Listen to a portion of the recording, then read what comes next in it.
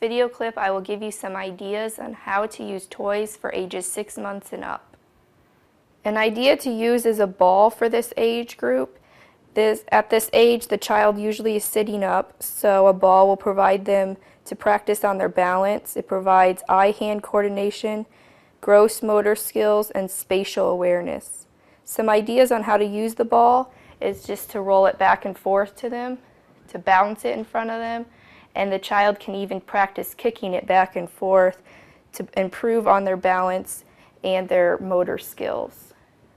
Another idea for this age is to use the stacking rings. They have many different kinds of rings that you can use. The rings provide eye-hand coordination, fine motor skills, helps them in problem solving, as well as discriminate between size and shape.